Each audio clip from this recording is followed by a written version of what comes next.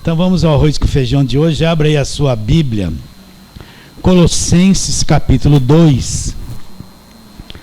E nós vamos ler versículos 6 até o versículo 10. Colossenses 2, 6 a 10.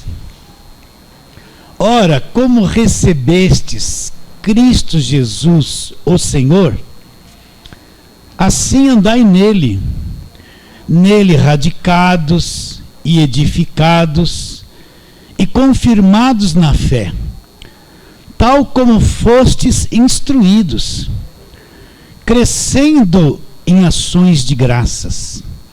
Cuidado, que ninguém vos venha enredar ou fazer presa sua, com suas filosofias, vãs sutilezas, conforme a tradição dos homens, conforme os rudimentos do mundo, e não segundo Cristo.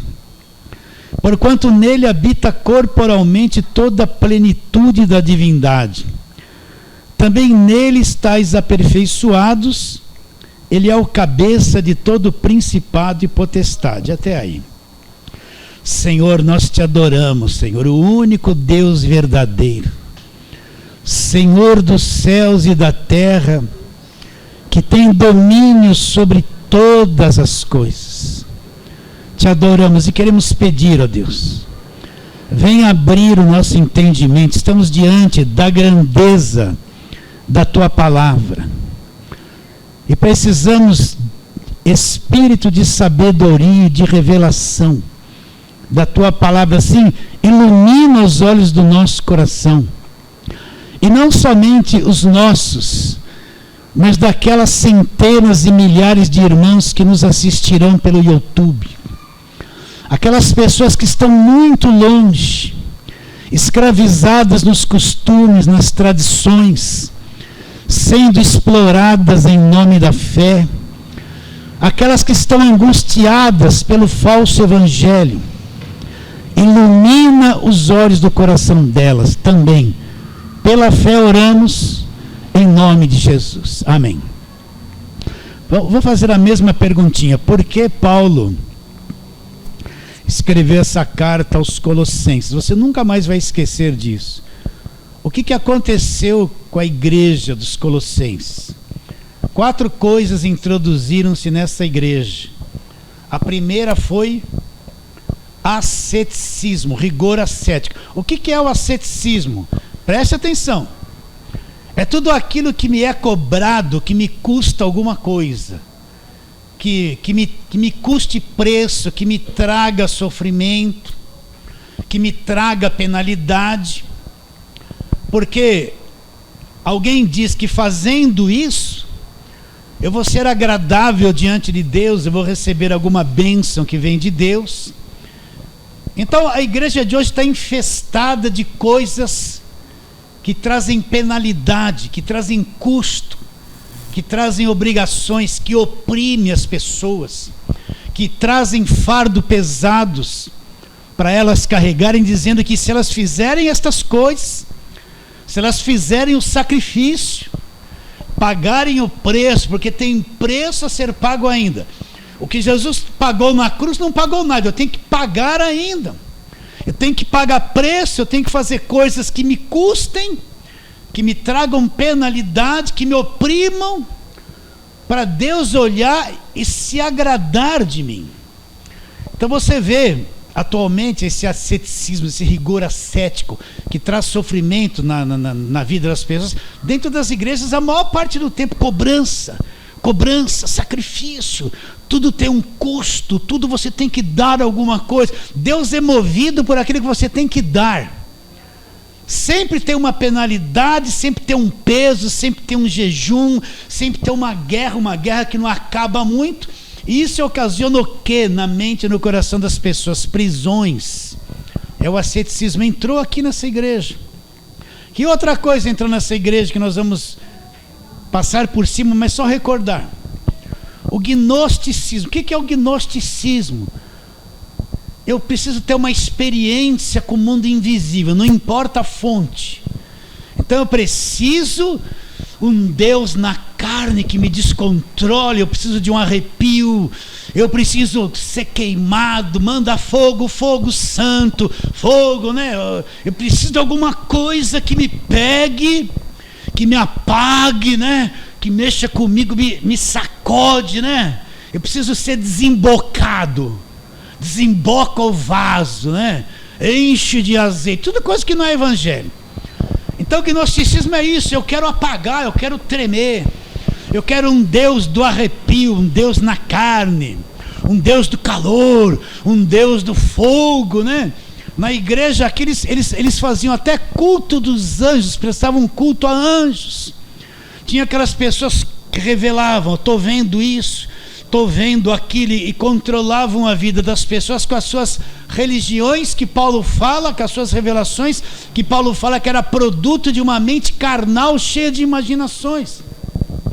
Tinha também o misticismo que entrou lá. O que é o misticismo? Hoje em dia você vai numa igreja evangélica, tem um pouquinho da macumba, um pouquinho do espiritismo, um pouquinho do catolicismo e um pouquinho de Jesus. Você vai numa igreja que se diz evangélica, está lá uma rosa, a mesma rosa que se usa na macumba, agora é uma rosa ungida, virou de Jesus. O mesmo sal grosso para libertar que se usa na macumba, tem um corredor de sal grosso dentro da igreja. A mesma água benta, quando a gente era católico, punha lá, pegava água benta e fazia sinal da cruz, agora não é água benta, é agorada, né? Então você vê um culto que tem macumba, que tem espiritismo, que tem catolicismo, e tem um pano de fundo que vai falar assim, olha, Jesus te abençoa. Isso aí também entrou nessa igreja. A terceira coisa e a quarta coisa que entrou lá. O pessoal da lei, olha, só o que Cristo fez na cruz não é suficiente. Volta para a lei, vamos nas batalhas da lei, as ordenanças da lei, as festas da lei. Vamos voltar para o Velho Testamento e ficar lá, porque o que Cristo fez não é suficiente. E o que essas coisas ocasionam na mente e no coração das pessoas? Elas vão embaçando e ocultando a grandeza de Jesus Cristo. Pouco a pouco, a igreja que está infestada desses assuntos, Jesus se torna pequeno e o diabo se torna gigantesco. É verdade, a obra da cruz ela é oculta. Para libertar uma pessoa, não precisa o que Jesus fez na cruz. Eu que tenho que ter um culto de libertação para libertar alguém. A igreja que está infestada desses ensinos é uma igreja com véu, que não consegue ver a grandeza de Jesus, a obra perfeita realizada por Ele. E eles ficam nessa batalha, nessa guerra, nessa luta infindável que não para mais. E foi o que aconteceu com eles. Então eles perderam a pessoa de Cristo de vista e ficaram envolvidos nessas doutrinas, e a grandeza de Cristo foi sendo deixada de lado. Então Paulo escreve essa carta para trazê-los à sobriedade, de volta à sensatez e engrandecer a pessoa de Jesus Cristo. Então eu digo, Jesus Cristo é maior que tudo, maior que todos. O nome dele tem toda a autoridade. Ele disse, todo o poder foi me dado nos céus e na terra. Ele reina sobre todas as coisas, ele é maior que tudo. Acabou o problema, é esse Jesus Cristo que nós cremos. Nós não cremos num Cristo pequeno, de braço de ferro com o diabo, e o diabo está vencendo, um Cristo que me liberta hoje, amanhã ele me entrega na mão do diabo. Nós não cremos nisso, isso aí é o falso evangelho. Nós não cremos num Cristo que cobra o que eu não posso fazer, que pede para me sacrificar o que eu não tenho, não posso ter. Eu não creio nisso, isso não é evangelho, isso é o falso evangelho, a falsa religião evangélica. Então Paulo, sabendo disso, escreve essa carta para mostrar o que eles estão perdendo de vista. Você entende o que eu estou dizendo ou não? Então olha aí no capítulo 1 dessa mesma carta, Colossenses, Paulo vai começar a dizer coisas grandes e mostrar quem é Jesus Cristo. Olha lá, versículo 13, que nós temos direto aqui. Ele, quem? Jesus Cristo. O que ele já fez por nós? Não vai fazer. Não vai fazer se eu fizer muito jejum, não vai fazer se eu clamar muito, não vai fazer se eu subir no monte, não vai fazer se eu for num culto de batalha espiritual, não vai fazer se eu for num culto de libertação. Ele já fez, já está feito, já está consumado, já aconteceu, já foi feito. O que ele fez? Não vai se cansar de ouvir isso. Ele, Colossenses 1,13, nos libertou,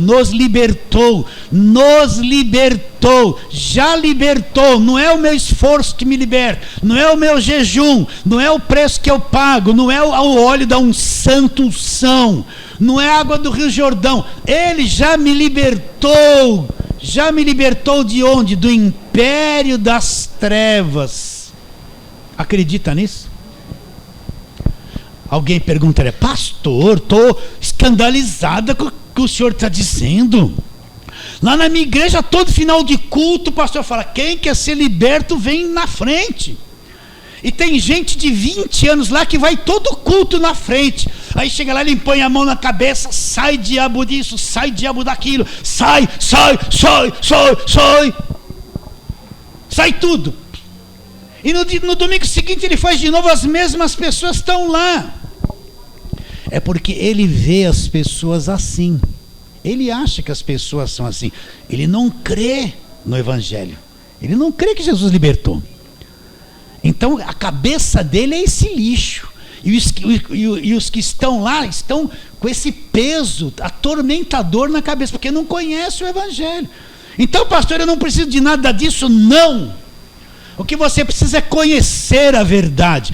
Você vai ser liberto pelo conhecimento, não por gritaria de ninguém, nem por quanto óleo se passaram na sua testa. Então ele te libertou do império das trevas, te transportou, tirou você de uma posição e pôs você em outra, te transportou para onde?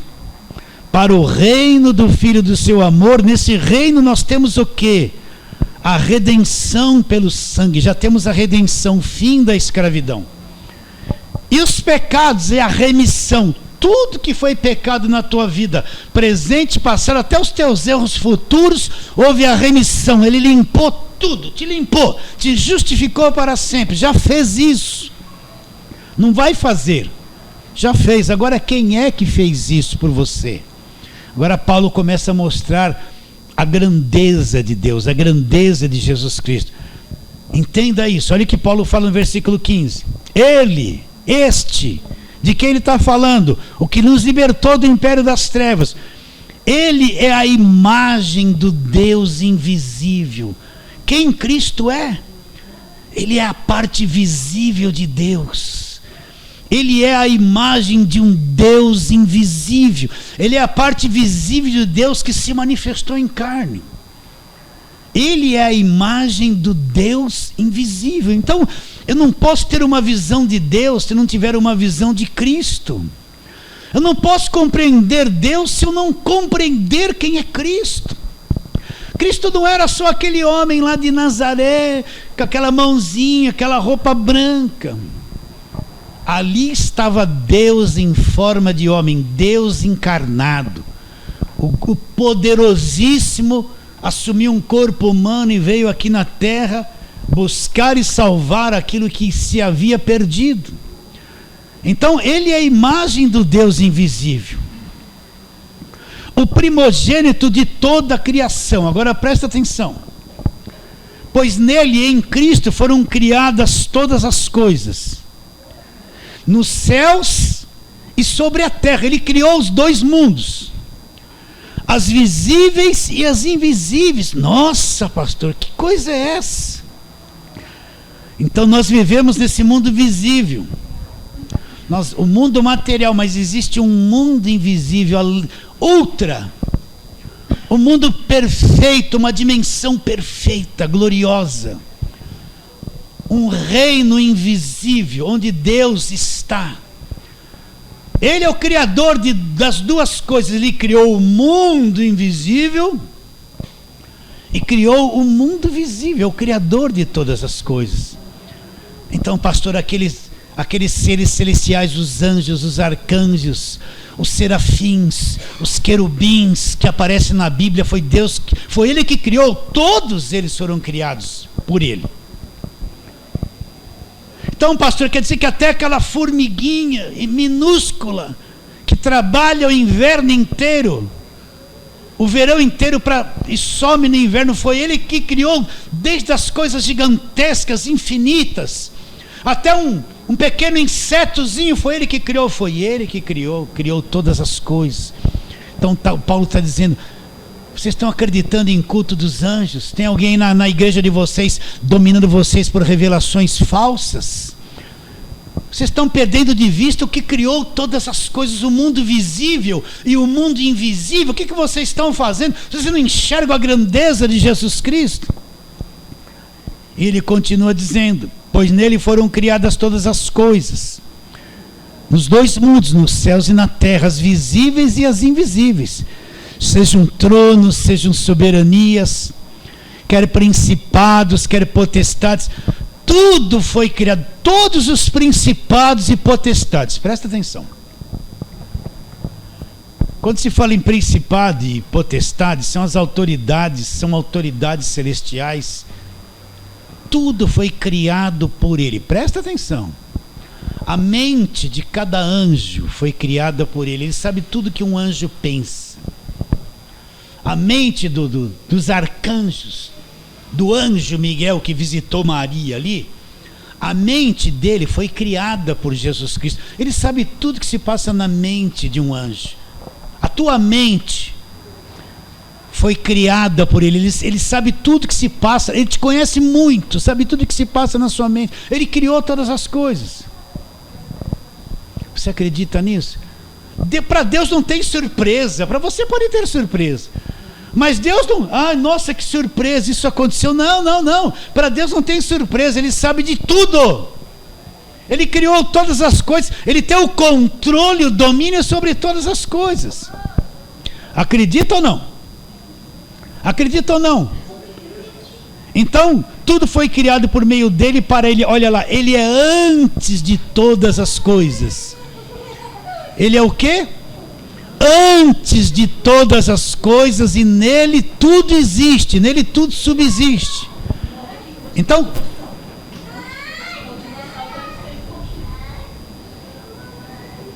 ele é antes de todas as coisas e nele tudo subsiste. Então, só para você entender, por exemplo, o Sol.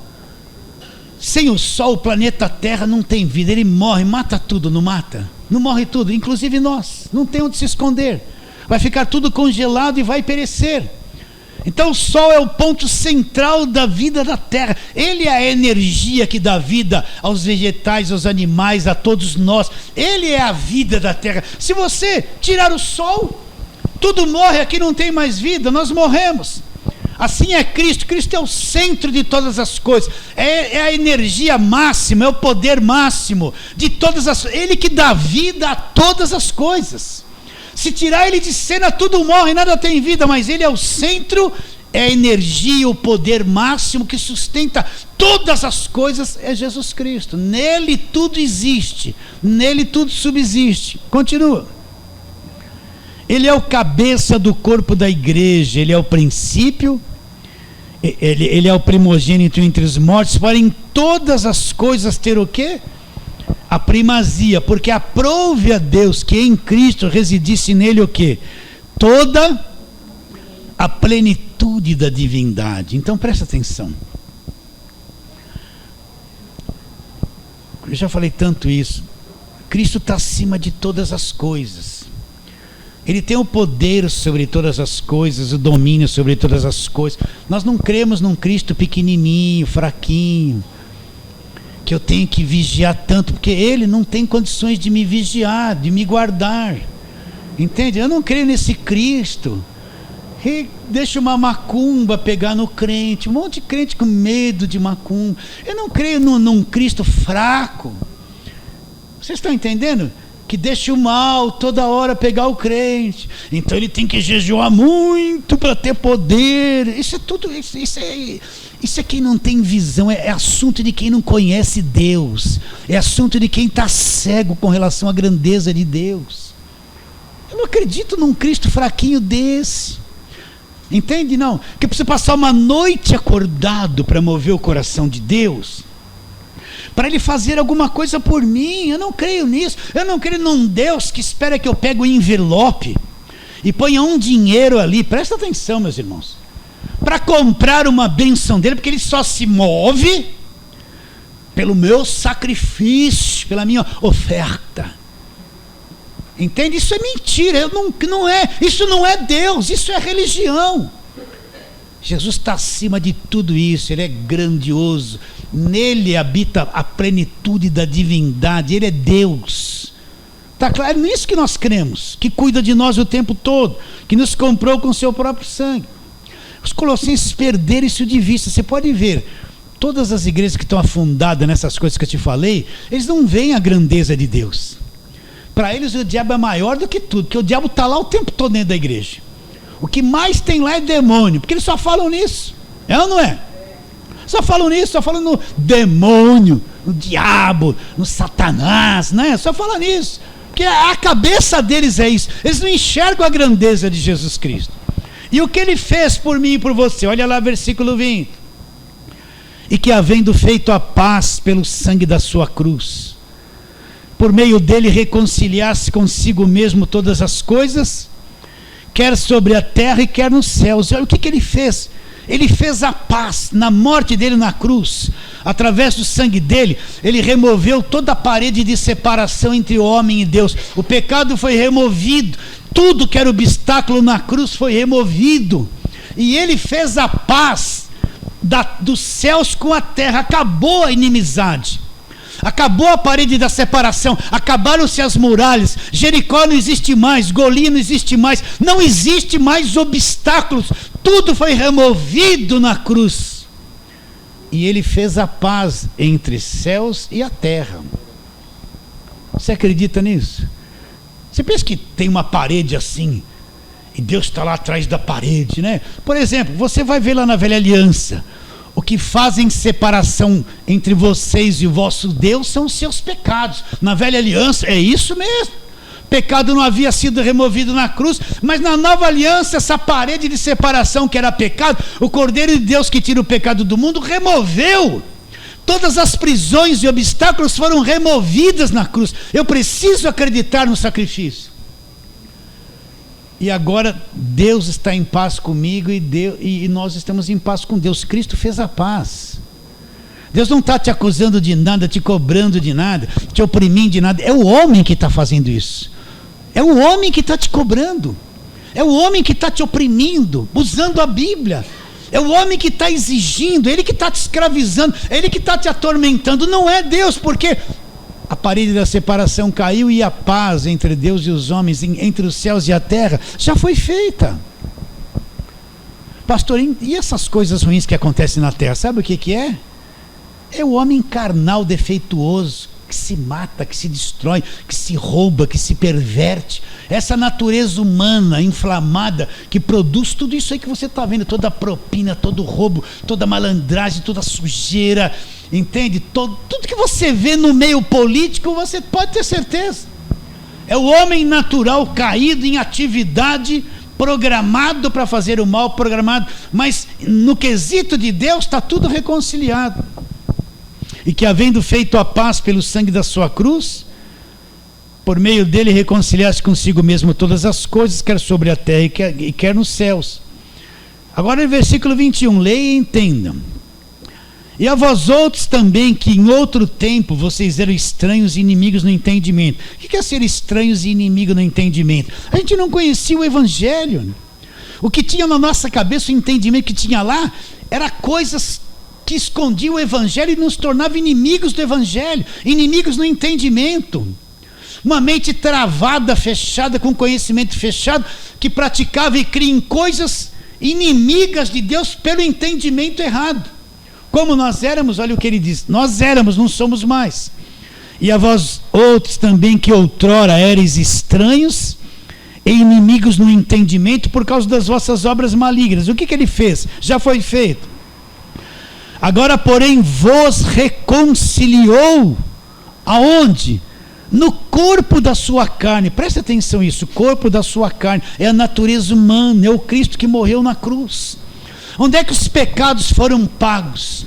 Onde é que o castigo que nos traz a paz se manifestou no corpo, na carne dele. Foi na carne dele, naquele corpo da cruz, que os pecados foram cravados, que o castigo caiu sobre ele, o castigo que nós merecíamos caiu sobre ele. E havendo feito a paz pelo... Não, estou errando o versículo, volta. E agora nos reconciliou, versículo 22, no corpo da sua carne, mediante o quê? A sua morte, o Cristo morto. Enquanto ele estava vivo, isso não aconteceu. Mas quando ele morre, ele cumpre tudo. No corpo da sua carne, para apresentar-vos perante ele. Agora ele me apresenta perante ele, santo, inculpável e irrepreensível. Como que Deus me apresenta para ele agora? Santo, inculpável, sem culpa e irrepreensível. Então os colossenses perderam a grandeza de Deus de vista. Vocês entendem isso? Eles ficaram envolvidos nas doutrinas diversas e estranhas. Gozaram que todas as doutrinas diversas e estranhas, elas têm a mesma função: encobrir das pessoas a obra perfeita da cruz, o sacrifício perfeito. Todas elas têm o mesmo foco: encobrir o que já foi feito na cruz. Então eles perderam Jesus de vista. E você está vendo quem é Jesus? De novo eu afirmo, nós não cremos num Deus fraco, pequeno, que não me guarda, não faz nada por mim, e deixa o diabo toda hora na minha vida, e se eu não vigiar muito eu vou dar uma brecha, e eu tenho que passar óleo na minha casa inteira para proteger, porque o meu Deus, que eu creio, não tem poder para me proteger, ele depende que eu passe um óleo, o óleo de Israel, que vai me guardar. Olha, eu não creio, eu tenho que levar uma rosa para dentro de casa, que Jesus é a rosa, e a rosa vai fazer alguma coisa por mim. Olha a cabeça das pessoas, olha quem prega isso. Se fala alguma coisa do evangelho, não fala, é um monte de mentirosos, não falam a verdade do evangelho. E Deus não faz nada por mim. Deus faz, ele é grande. Agora, se eu não tenho a visão dele, ele se torna pequeno pela ignorância daquilo que a pessoa tem de não conhecer a ele. Agora volta lá, nós estamos no capítulo 1, versículo capítulo 2 agora. Olha lá o que Paulo fala. Ora, versículo 6. Ora, como recebestes Cristo Jesus o Senhor, assim andai nele. Agora Paulo vai mostrar algumas coisas aqui importantíssimas. Como eu recebi Cristo, eu vou andar nele. De que forma eu vou andar nele? Olha lá, 3 palavras: nele radicados, nele edificados e nele confirmados na fé, tal como vocês foram instruídos. Então, o que é andar radicado nele? O que quer dizer radicado? Quer dizer enraizado. Enraizado totalmente nele, em nenhuma outra coisa. Uma vez eu estava numa estrada assim, tinha uma enorme pedra com uma fenda no meio assim. E por incrível que pareça, eu olhei aquilo. Geralmente quem está dirigindo quase não olha, né? Mas eu estava na faixa mais aqui, vazio, mas devagar eu olhei ali, aquela pedra foi acompanhando um pouquinho. Naquela fenda da pedra tinha uma planta com uma flor. Ali não tinha nada de terra. E aquela flor bonita, como se estivesse plantada na pedra. As raízes dela entraram ali naquele vão da pedra, uma pedra grande, e ali ela conseguiu ter vida e produzir uma flor. Aquilo era para parar e tirar uma foto. É essa mentalidade que Paulo está dizendo, nele radicado. O que quer dizer isso? Eu estou enraizado em Cristo, ninguém me arranca dele. Ninguém me desvia da fé dele. Ninguém me desvia daquilo que ele já fez na cruz. Ninguém me desvia de que ele me libertou do império das trevas. Ninguém me faz crer em nenhuma outra coisa, porque eu estou enraizado, radicado nele. Ninguém me remove, ninguém remove as minhas raízes de onde elas estão, que é Cristo. Então Paulo está dizendo, nele radicados, enraizados nele até o fim. Não abro mão, é só ele que eu creio, ele é o centro de todas as coisas. A igreja evangélica só crê em Cristo e nenhuma outra coisa mais. O resto é mentira. O resto é mentira. Nele radicados, nele edificados. O que é uma coisa edificada? Uma coisa construída construído, nós somos construídos nele, né? Construídos nele. Então, nós, é como se fosse uma construção, nós fomos postos em Cristo e construídos nele. O que é uma construção? Tem as vigas, os ferros, o concreto, uma coisa entrelaça na outra, e aquilo se torna uma construção fortíssima, não racha, não cai, difícil de tombar aquilo. É isso que Paulo está dizendo. Nele construídos, firmados, entranhados na pessoa de Jesus Cristo, edificados nele. Sim ou não? E confirmados na fé. O que quer dizer? E firmados na fé. O que quer dizer firmados na fé? Fixado. Lá vou eu contar a historinha de novo. Eu tirei lá umas canaletas da minha garagem para pôr uma lajezinha assim, para a gente poder tomar um sol em cima, né?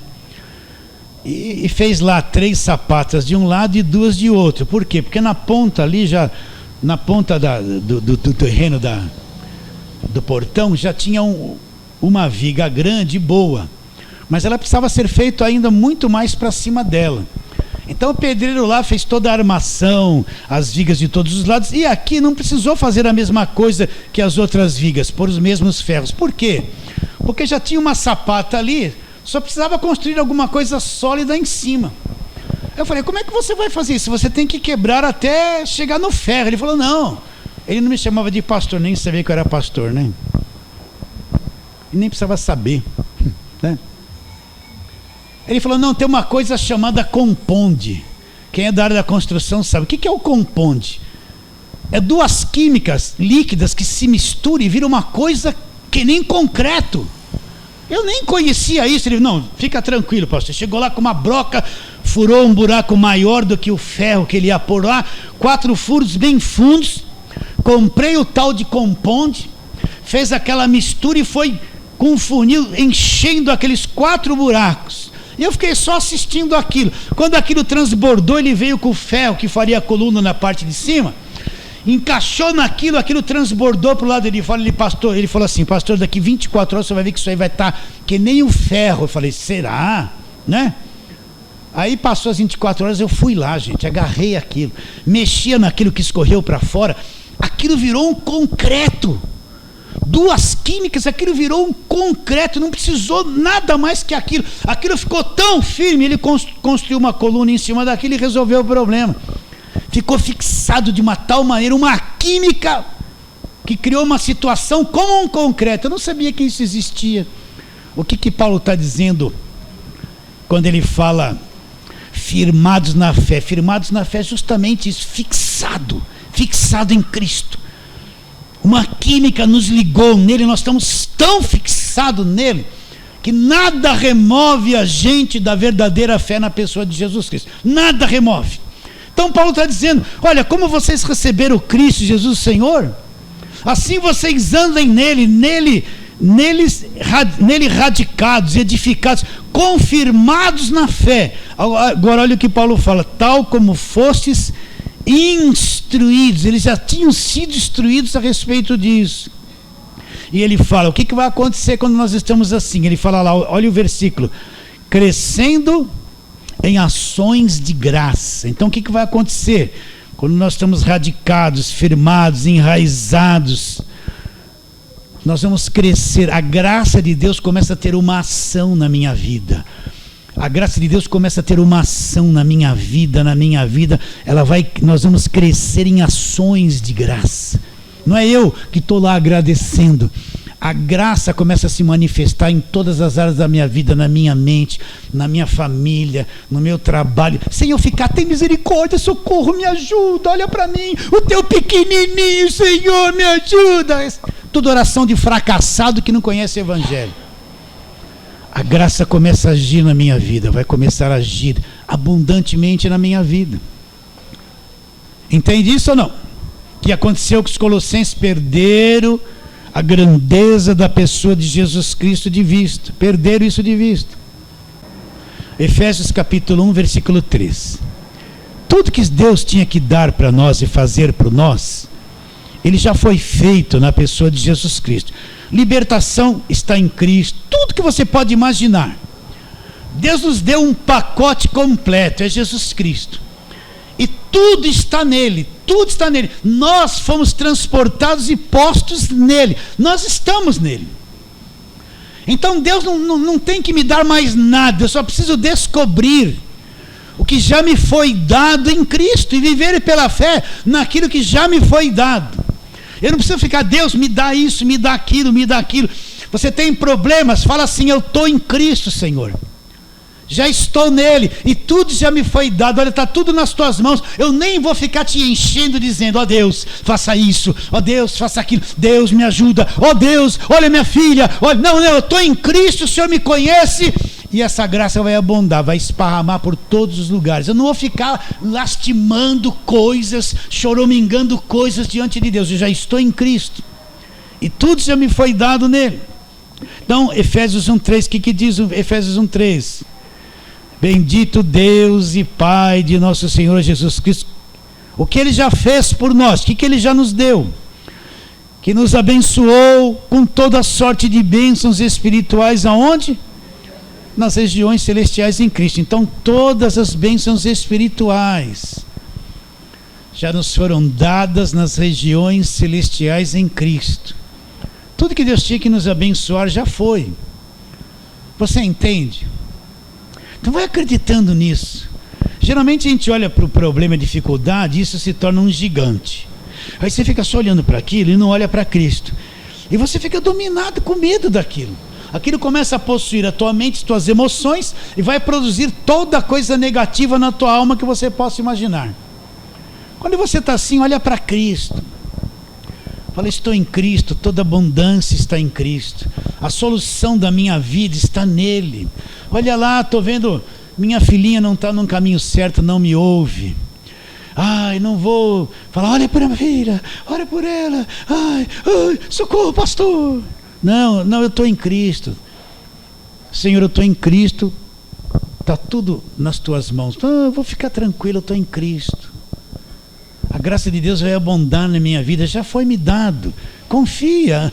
Pare de ficar nesse desespero pedindo coisas sem parar para Deus. O tempo todo me dá. Pare com essas campanhas. Vai tomar posse da bênção, vou alcançar isso, vou alcançar aquilo, vou alcançar para minha família, vou fazer campanha para meu marido, campanha para minha bisavó. A bisavó morreu, né?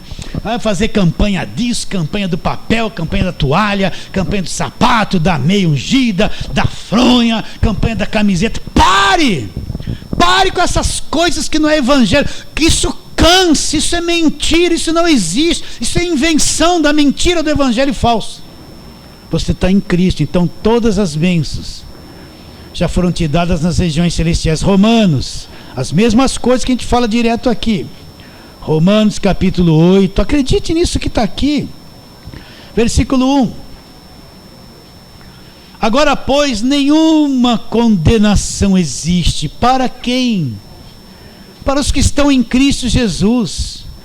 Porque a lei do Espírito da vida, em Cristo, onde nós estamos, tudo foi dado nele, me livrou da lei do pecado e da morte. Me livrou qual era a lei do pecado e da morte? A lei de Moisés, que me condenava e me julgava e me condenava. Então agora você está em Cristo. Não há mais nenhuma condenação para você. Você não é mais condenado, você é liberto do Senhor, é salvo. Não existe mais condenação. Você nunca vai perder a salvação, porque ela foi lhe dada de graça, é um dom de Deus, e esse dom dado é irrevogável. Ele nunca mais vai tirar isso de você, mesmo com os seus defeitos e falhas. Então eu não estou mais debaixo de condenação. Agora, pois, nenhuma condenação existe para os que estão em Cristo. Por quê? Olha lá, a lei do Espírito da vida, uma outra lei entrou em mim, a lei da vida. O que ela fez? Me libertou da lei do pecado e da morte. Já me libertou da lei do pecado e da morte. Você já foi liberto da lei que te condenava. O escrito de dívida que era contra nós, que contava de ordenanças, nos era prejudicial, removeu inteiramente, encravando aonde? Na cruz. Acabou na cruz o escrito de dívida. A lei do pecado e da morte acabou na cruz. Você não está mais debaixo de condenação. Você está em Cristo. Olha como Ele é grande. Então você não está mais debaixo de condenação. Segunda carta de Paulo aos Coríntios. Vamos lá. capítulo 5,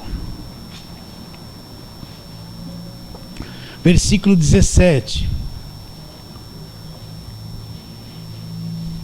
É assim, se alguém está em Cristo, olha a nossa fé nele, radicados, enraizados, firmados na fé. E assim, se alguém está em Cristo, é nova criação. Olha a nova criação, um novo homem. As coisas antigas já se passaram, tudo que te escravizava, tudo passou, eis que tudo se fez novo. Então você agora foi posto num cofre, o cofre forte, você está em Cristo, só Deus tem lá o código que abre esse cofre. Só Deus tem o código. Então você está em Cristo, você é uma nova criação, uma nova criatura lá dentro, um novo ser interior. As coisas, elas, todo o teu passado, tudo que você sofreu, pecado, tudo isso, as coisas, elas se passaram e tudo se fez novo. Está tudo nele, essa é a nossa posição. Então você tem que olhar para isso e crer diante de qualquer situação. Você tem que assumir a sua posição em Cristo. Em Cristo eu sou uma nova criatura. Em Cristo eu já fui liberto do império das trevas. Em Cristo não há mais condenação para mim. Em Cristo eu sou guardado, já fui abençoado com toda a sorte de bênçãos espirituais nas regiões celestiais. Eu estou em Cristo, guardado pelo poder de Deus. Você tem que crer nisso. Como é viver pela fé? É diante de qualquer situação da sua vida, você impor essa verdade para essa situação, acreditar, andar como se estivesse nos lugares celestiais, como diz, andar sem condenação, andar abençoado, enfrentar tudo que tem que enfrentar, apoiado em quê? Naquilo que a palavra de Deus diz a seu respeito. Você vai começar a mudar a tua mente, aquietar a tua alma. Você vai descobrir uma nova dimensão de fé e de vida que o Evangelho proporciona. Acredita ou não? Olha como isso é. Você está entrando nessa dimensão. Está entrando ou não? Está enxergando isso ou não? De acordo com a tua mente, se foi o quanto ela foi renovada, você pode estar enxergando ou não enxergando. Mas tudo isso é real, é a expressão exata do mundo invisível. Efésios capítulo 1, você está em Coríntios, volta lá. Quero te mostrar a nossa posição em Cristo. Efésios capítulo 1, versículo 19. E qual a suprema grandeza do seu poder para com os que cremos? Presta atenção. Uma suprema grandeza de poder para com aqueles que acreditam. Uma suprema grandeza de poder para aqueles que acreditam. Aí ele diz: segundo a eficácia da força do seu poder, o qual exerceu ele em Cristo, ressuscitando dentre os mortos, fazendo assentar à sua direita nos lugares celestiais. Agora presta atenção, a posição de Cristo, que é a nossa posição. Então Cristo está sentado à direita nos lugares celestiais. Então, se ele está sentado à direita nos lugares celestiais, ele não voltou ainda. Como ele pode estar sentado à direita da majestade nas alturas e ter voltado? Isso que eu quero que vocês pensem. O qual exerceu ele em Cristo, ressuscitando dentre os mortos, fazendo assentar à sua direita nos lugares celestiais, acima do quê? Acima de todo principado, potestade, poder, domínio e de todo nome que se possa referir, não só no presente século, mas também no vindouro. Então, pera um pouquinho, pastor, isso é muito para mim. Então, Cristo está sentado acima de todo principado, tá? Da autoridade máxima sobre eles, de toda potestade, tá? De todo poder, do domínio também, e de todo nome que se possa referir, não só no presente século, naquele século que ele estava vivendo. Nós estamos em outro, já se passaram muitos séculos. E de todo nome que se possa referir, não só no presente século, mas também no vindouro e nos vindouros. Sim, está acima de tudo. Olha a grandeza do que é crer em Jesus Cristo.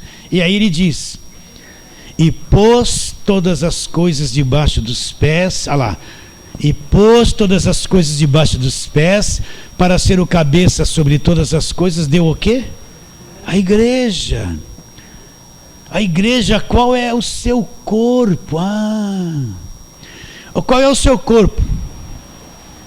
A plenitude daquele que tudo enche em todas as coisas. Então, para ser o cabeça, se ele é o cabeça, ele não pode ser os pés. Entenda isso. Se ele é o cabeça, ele não pode ser cabeça e pés, porque o corpo tem vários membros diferentes. Se ele é o cabeça, o que pensa, o dominador, a autoridade máxima, e tudo está debaixo dos pés dele, Deus que abre o seu entendimento. Então os pés dele somos quem? Quem são os pés deste corpo de Cristo? Somos nós. Quem são os pés que todas as coisas estão debaixo dos pés? A igreja. Somos nós. Será que... Aí eu penso assim, eu estou falando isso, mas aí tem aquele irmãozinho que fala assim, nossa, eu estou sem nenhum tostão no bolso, e está tudo debaixo dos meus pés. Você entende o que eu estou te dizendo? Você enxerga isso que eu estou te dizendo? Está. Pastor, eu estou numa luta, eu estou até desempregado. Estou angustiado, mas pastor, como é que eu vou crer que eu sou a igreja e está tudo debaixo dos pés? Não está escrito. Se está escrito é verdade. É ou não é? Mas eu não estou vendo. Olha para você ver onde está a tua mente, como ela está longe do mundo celestial, das revelações. Você só está vendo a dificuldade. Mas a palavra está dizendo que tudo está debaixo dos seus pés, que é a igreja, que somos nós. Pastor, não. Então quer dizer, eu preciso que você enxergue isso. Quer dizer que eu sou capaz de enfrentar todas as coisas, pastor? Se você entender isso, você é. O problema é que você não conhece a coisa chamada alma. Alma, o mundo emocional doente, mentiroso, que te afunda num monte de mentira e te mantém escravo de cabeça baixa e não deixa você entrar nessa dimensão espiritual. Então fica naquele sentimento vai, sentimento vem. Mas quando a palavra divide alma e espírito, põe alma para cá, espírito para lá, então no espírito você vai ver que isso é verdade. Você vai ver que isso é verdade. Os seus sentimentos são postos de lado. O maior perigo é o que você sente. Irmã, essas coisas que você sente, irmão, essas coisas que você sente, que quer negar a palavra de Deus, isso é a maior mentira que existe, está na tua alma. Enquanto você não crer na palavra, ficar firme contra essas emoções te dominam e você não enxerga a verdade da palavra de Deus. Pastor, o senhor falou que eu fui liberto do império das trevas, mas eu não me sinto. Esse sentimento é mentiroso, porque se a palavra diz que foi. Agora o que você tem que fazer? Eu creio na palavra. Agora eu entro contra esse sentimento, vou dominá-lo, porque se a palavra é verdade, eu vou viver essa libertação, porque é mentira o que eu estou sentindo. Já descobriu que você sente a maior mentira, e tudo é contra Deus e contra você também. Tudo que você sente é contra você, medo contra você, tristeza contra você, solidão contra você. Esses sentimentos querem me matar, né? Sendo que a palavra não é sentimento, ela te põe numa posição acima de todas as coisas. O evangelho te põe. Então quer dizer, pastor, que de acordo com esse texto, tudo está debaixo dos pés de Jesus, está.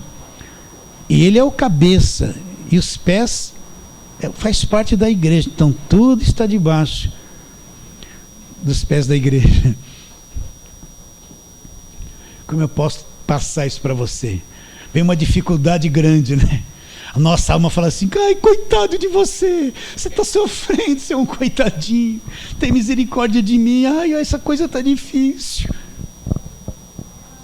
Mas se aquela coisa vem e fala assim,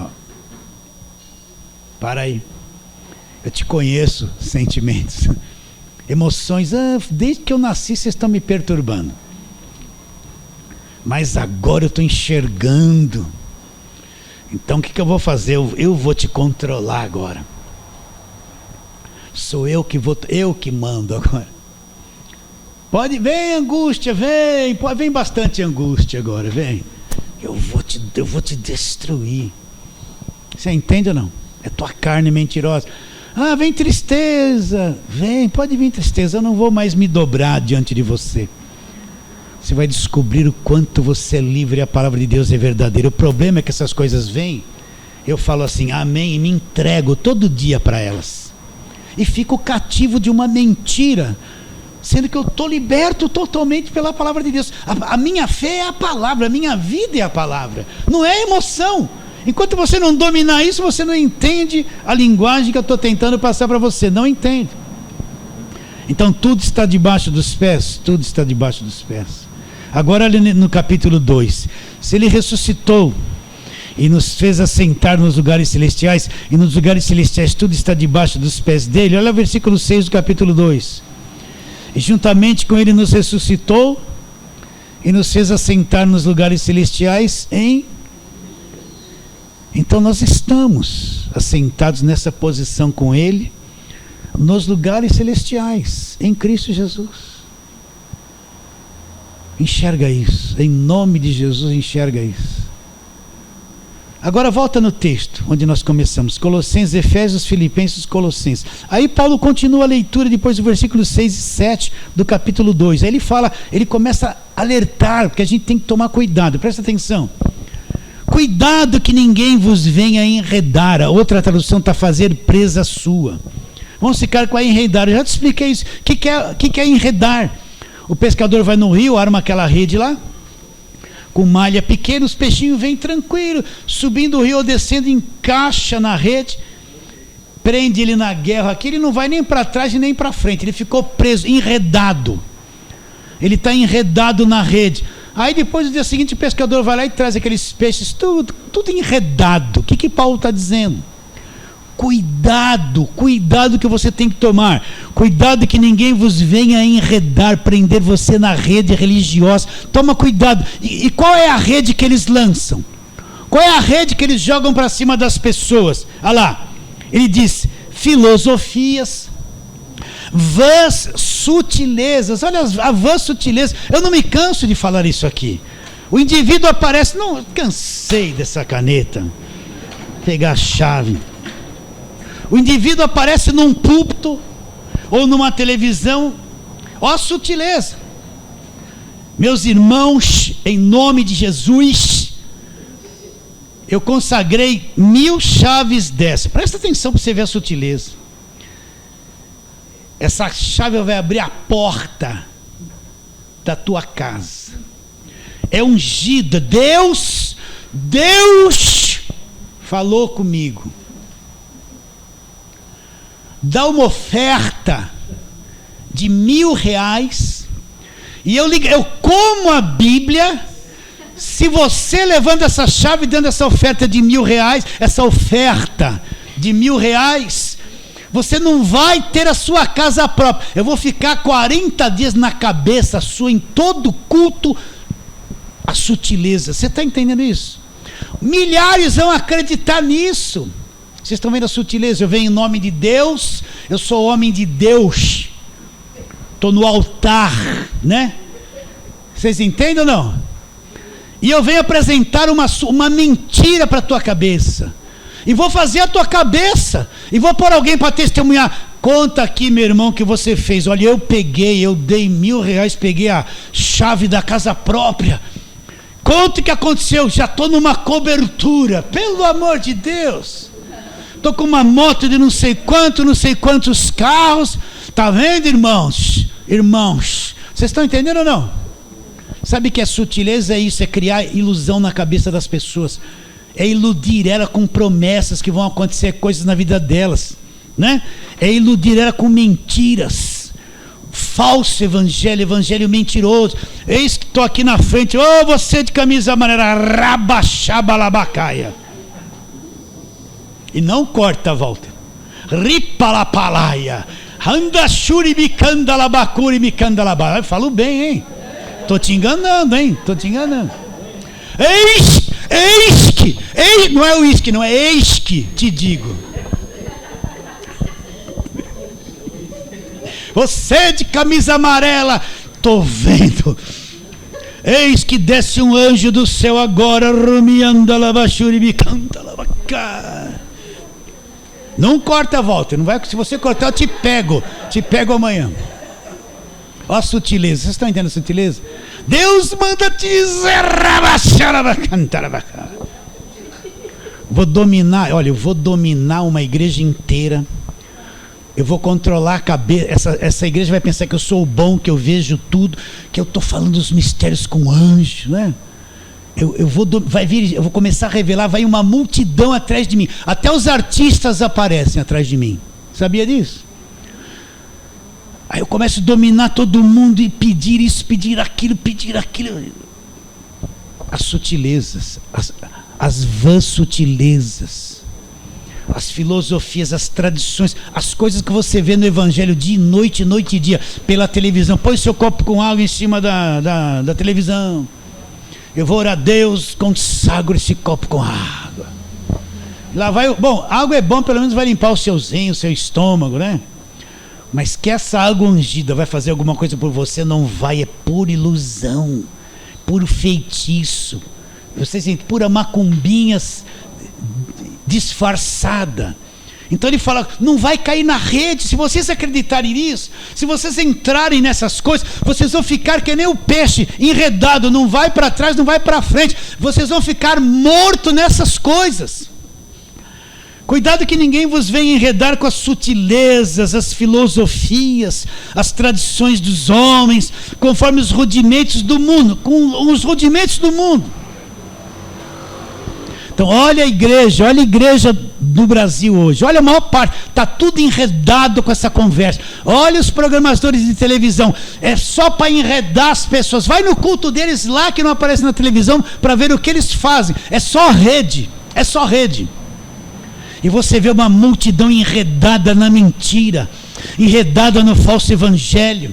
Não vai para trás e nem para frente. Uma multidão que não pensa, sendo exploradas financeiramente. Então enredado. Então Paulo fala, vocês perderam o Cristo de vista. Cuidado que ninguém vos venha enredar com filosofias, sutilezas, tradições dos homens, os rudimentos do mundo, e não segundo Cristo. Agora ele fala, porque nele, em Cristo, o que? Habita corporalmente, o que? Toda a plenitude da divindade. Cristo é o Deus pleno. Cristo é Deus pleno, nele habita corporalmente toda a plenitude de Deus. Você vai cair nessa fé falsa, vai cair nesses ensinamentos falsos, vai cair nessas igrejas mentirosas. Eu falo assim, não aguento mais ouvir isso. Tem que se falar essas coisas, não se tem nome de ninguém, não é? Mas é o evangelho mentiroso. Quem está lá não está aguentando mais, quem está lá está entrando em depressão, quem está lá não aguenta mais viver com essa neurose na cabeça. Porquanto nele, em Cristo, habita o que? Corporalmente toda a plenitude da divindade. E ele diz, também nele vocês foram aperfeiçoados. No Espírito nós já fomos aperfeiçoados. Estamos perfeitos no Espírito. E ele diz, fostes aperfeiçoados. Ele é o cabeça de todo o principado e potestade. Ele é o controlador, o cabeça de todo o principado e potestade. Então Cristo é tudo. Cristo é a autoridade máxima, é o poder de Deus, é o centro de todas as coisas, é o controlador e administrador de todas as coisas. A nossa fé não está em nenhuma outra coisa, não está em nome de igreja, não está em coisas oradas e ungidas, não está em campanha da mentira, não está em bispo, não está em apóstolo, nem nada dessas coisas, nem em nós mesmos. A nossa fé está em uma única pessoa, na pessoa de Jesus Cristo. Fala assim, amém.